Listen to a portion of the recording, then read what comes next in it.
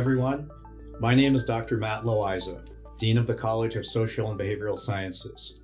Welcome to SBS Insights, a series of conversations with faculty showcasing unique research and work focused on public service and addressing social issues. Today, I'm joined by Dr. Yalda Hamidi here, an assistant professor in the Department of Gender and Women's Studies. Her interest areas include transnational and Islamic feminisms, feminist pedagogy, and feminist cultural and literary studies. So glad you could join us. Welcome, Dr. Hamidi. Thank you for having me. It's a pleasure being with you today. So Yalda, you joined MSU in fall of 2020, and you bring with you a unique perspective on gender and women's studies. You have an academic background with multiple academic degrees from both Iran and the United States on women's studies, social research, cultural analysis and theory. And I know since joining us, one of the main courses that you've been teaching is Sex and Gender Worldwide, which I'm told, and we've talked about, is one of your favorite courses. So could you tell us a little bit more about that course and why you love it so much? Absolutely. It makes me excited talking about it. So I think the course brings some of the things that I love the most together. And one of them is the idea of travel and international education. You do not need to go places necessarily to learn about other people. I think what my students and I do in this class is traveling the world together. And I love the fact that this course does not require anything. You don't need any pre-existing knowledge to join us in this class. Students from across the campus with all sorts of majors and minors take this course. And I think it speaks to the fact that you do not need any pre-existing knowledge for cross-cultural communication. Everybody can do that with a little training, empathy, and will for listening. And finally, who doesn't like coming back home? The course has the idea of homecoming. But when you are back, hopefully at the end of week 15 of the course, or if we're talking summer course, week 5, you're a different person because you traveled the world, you know about other people's struggles and activism, and now you're going to have a different understanding of who you are and what feminism means to you. So these are the 3 things: traveling, cross-cultural communication, and homecoming, that I love the most about the course. Yeah, that sounds really, really great. And again, we've talked in the past, and you've told me that your class has earned over the past couple of years a reputation for being, among other things, feminism for guys. So can you talk a little bit about how you open up the topic of feminism to a broader audience, certainly including people that either really aren't familiar with the broader term of feminism in the first place, or if they are, maybe they have pre-existing assumptions about it. So how do you get them to open up in the way that you talked about? So let me acknowledge first that the word gender that you see in almost every single gender and women studies, gender, women's and sexuality studies, gender and feminist studies in this country is actually a secret code for everybody is welcome. Gender is not about femininity. Everybody with any sort of gender, people who are identifying as men and women, and anybody with any sort of gender, and gender is much broader than femininity and masculinity, is welcome in this course. So this is not my intervention, but actually it came up in a 3-minute video that I asked my student to make to introduce themselves last summer, and it was a very funny moment. One of my students who identified as male said that I took this course because my guy friends told me that it's feminism for guys. So I'm friend of a friend, and we recommended the course as feminism to guys to each other, and we showed up in this class. And it was a very inspiring moment for me when students could see themselves reflected in the course. As teachers, I don't think there is anything in the world that worth that moment when their students feel like they are heard and they feel safe in a class. So it was quite an inspiration, and I decided to turn it into something even bigger. So in honor of those students' voices, and I would like to also add that lots of demographic in my classes are male students across the campus. My assistants, my research assistant and I developed a 3-week module focused on masculinity. So from spring 22, the time that I'm teaching this course right now, we have a 3-week session devoted to the idea of masculinity. And it's not just masculinity of certain groups. We talk about Black masculinity, what it means to deal with something like male insecurity in the streets and being a member of Black Lives Matter, what it means to be a Muslim man and feeling the burden of racial profiling in this country, what it means to be a man who's dealing with so much problem regarding just providing for your family. These are all the issues that we discuss. So in the module that we cover together in this course, we talk a lot about all of these issues. But I also start with a funny story. You're a historian, and you know President Harrison. And I'm not a historian, but there are some controversies. But the story is that he passed away after the longest inaugural address in the history of the nation because he refused to wear a hat, a coat, and anything to protect himself in a very cold day. And it speaks something to the idea of masculinity, the pressure that men feel for showing up and being masculine. And I think this is the thing that actually causes lots of mental health issues for our male students. So yes, my students across any gender spectrum are welcome, but there is a specific place for male students who choose to join us in this class.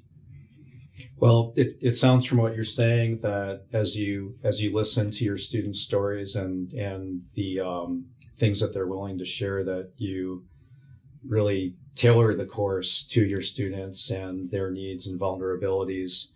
So that really means that, I've talked to students about this, that they regard you not just as an instructor or professor, but also as a mentor, really. So do you see that as part of your pedagogy from class to class, or do you see it as, how does that work? Because it really seems like it's a very strong part of who you see yourself as a professor. I identify as a feminist pedagogue. This is one of the identity markers for me. It's not just my job. And it's different from just being an instructor teaching something. It's not just about the content. It's as much as about who we deliver this content to. So my students matter to me, and I think they can all testify to the fact that I care very much about them. But the care is not just a matter of loving and caring, but a lot of professional acts to make the mentorship happen in the classroom. In the beginning of every class, that I make a promise that we are a community and we're going to treat each other as such. And it means that there are mutual responsibilities. I'm going to keep my end and I'm going to make my promises to you, but you also need to show up for me.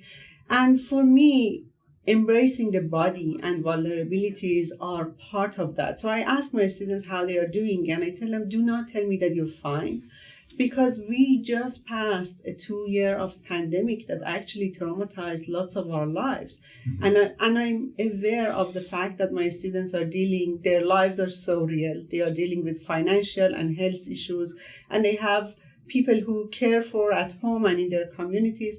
So as a feminist pedagogue, we try to embrace all of that in the class. We talk about those issues openly. I sometimes address my vulnerabilities the day that I have my migraine attack and I cannot be in the class, and how I expect them to show up for me. Be that serious students that they are in my presence, show up to the class, complete the coursework with one of my assistants in the class. And I think this is something that they are as much part of as I am, but they definitely know that the mentorship is a part that I care about. So they show up, they lend me their voices. And I can tell you, I taught this course so far 9 times during the past 2 years on this campus. And every single time, the syllabus, the revised syllabus, is actually owe something to some of my students' voices that added something new to the course.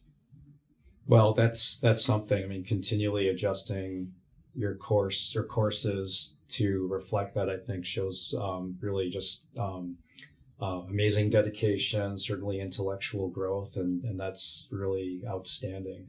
It also makes me think when you referred to the pandemic. The pandemic, of course, didn't really respect much in the way of borders or, silos, things like that.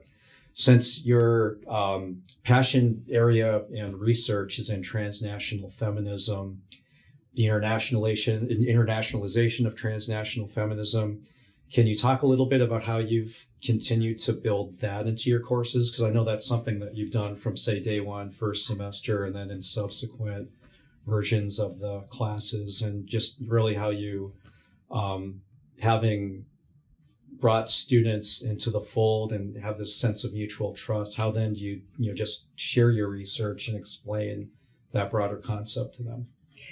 I've been blessed with the experience of having educations in more than one places in the world. And I understand that it's not something that can happen to everybody, but I also absolutely want my students to have a taste of what I experienced, because I found it very inspiring and motivating for me.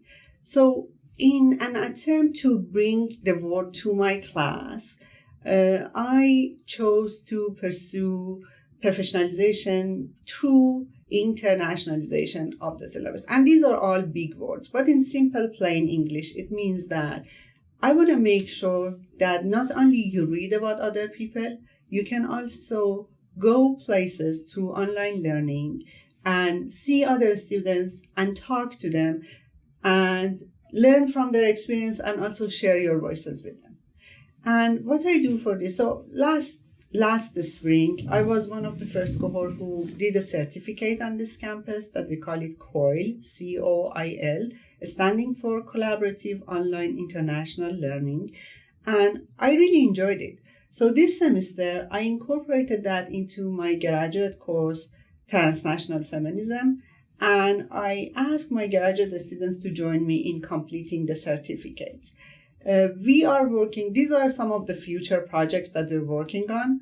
So we are working to make our Sex and Gender Worldwide course COILed, meaning that we are working on making some of the modules integrated into some other campuses. People who are talking similar issues as ours, but they are sitting in their places all over the world. This is one of the projects that we're pursuing, so wait for that. I'm thinking of coiling a specific syllabus for sex and gender in the Middle East, and I'm hoping to connect that to some classes in the Middle East and in Middle Eastern Studies Department in America. The other project that my graduate students and I are doing is actually merging two things that look similar but are different. Transnational feminism on one hand and international learning on the other hand. So we are writing a collaborative piece and we're hoping to submit that by the end of this semester. And that's on transnational feminist notes on internationalization of the education, meaning that we address some of the concerns we have. Who are the people that we deliver this course to them? How their cultures are different? How they're going to learn differently in our merged classes? And what are the power dynamics between a student sitting in Minnesota talking English as their first language versus another students coming from different places in the world? So we are writing, researching, and wait for us. We hope that we can deliver a COIL syllabus and we can truly take you to places that you could never imagine otherwise. Okay, well, that's great because I think COIL has a lot of not just possibilities, but really we were prompted into doing that once the pandemic really cut the knees out from a lot of our standard international travel opportunities. So I think this is not just the next best thing, but something that could eventually, lead down the road to some future exchanges like that. You can say that was the lemonade out of the lemons pandemic throw at us. Right. What do you see? Is there any one specific obstacle that has been most difficult to overcome when you're talking about transnational feminism, that once you get over that hump, then everything else seems to flow a little easier for your students? Or is it more or less just overall what's the word I'm looking for? Seamless process where there's no one big aha moment students need to have to really grasp the broader concepts? I would say that transnational feminism is about being humble.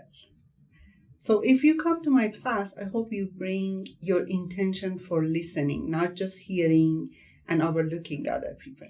That's what matters the most, because we tend to, as people who are sitting in North America, we tend to think that our feminism is the only feminism, and our issues should be brought to other people in the world, but this is not transnational feminism. So come to this class, be ready and open to hear other people's stories, and know that those stories are going to change ours. And let me give you one example. In this country, with feminism, we did a lot of good work that I'm very proud of on reproductive justice and reproductive health.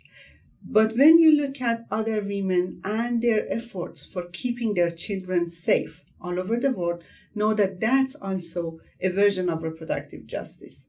So I'm talking about Indian mothers who are protecting their communities against sexual assault of the government sometimes through making their naked bodies in front of the government. I'm talking about African women who do the ritual of collective mourning to make the case that their children are imprisoned.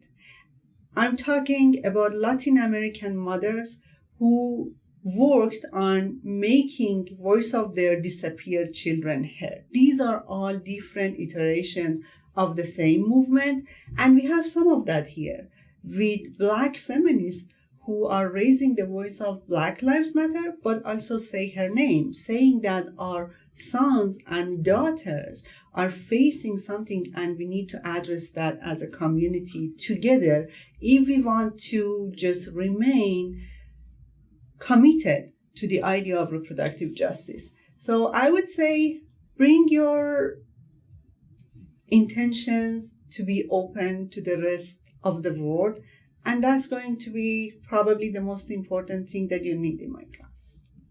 Great. I didn't know that you did like the Mothers of the Plaza de Mayo in Argentina. Yeah. Yeah. So looking at that, or I suppose mothers in Cambodia arguing or advocating to remove landmines, things like that. So yes. So you truly can travel the globe and listen to these different perspectives that are, I think, united on that common topic. Absolutely. Yeah. So, well, we are running short on time, so let me close by thanking you, Yalda, for joining us and sharing your research with us today. If the audience, anyone out there, is interested in learning more about Dr. Hamidi and her work in the Department of Gender and Women's Studies, please visit sbs.mnsu.edu/GWS. And for more information on our faculty research series and to view more episodes, please visit sbs.mnsu.edu/insights.